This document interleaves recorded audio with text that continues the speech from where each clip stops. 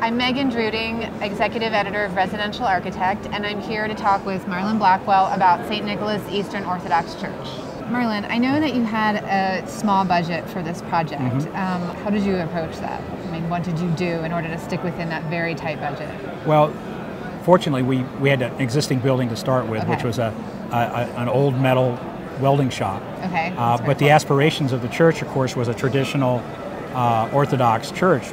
Arches, domes, brick, so ornament, different. the whole thing.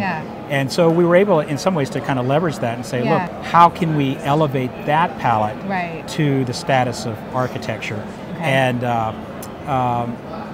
begin to develop a resonance with what you might typically expect.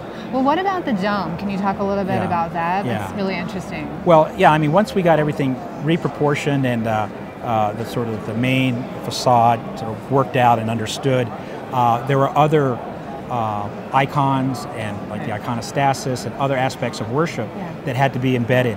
And one was a dome. And again, we leveraged the existing building. There was no way to put a dome in the building without going through the existing structure. But what we convinced them to do is let us put a dome on the inside in the plenum. Cool. But they didn't have money. So our contractor had a great idea. He knew that of a guy that if we gave him 2 cases of beer, we could go out in the country and get this big radar. One of those like dishes.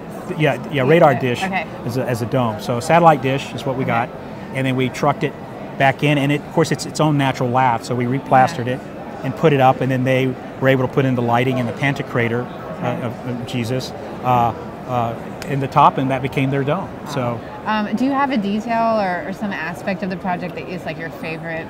Well, I think the facade is probably our favorite. It negotiates that space between a kind of more prosaic world and then the sacred world, but it also is on the interstate, so it's like a billboard for the church. It's the smallest church among 4 churches, surrounded by 4 churches. So it has to assert itself. And so it does that through the embedding of the icons. The proportions are all classical Greek proportions. So that's how we sold it to the church, that we were extending the lineage, the underpinnings of their church in terms of proportion and scale and all of that into the 21st century with essentially a metal, box-rib metal building. So I think there's an inherent beauty and elegance to the new facade that provides for, I think, the exuberant sort of form of worship, or aestheticized form of worship, but at the same time very restrained in its context. It's respectful. Yeah, definitely.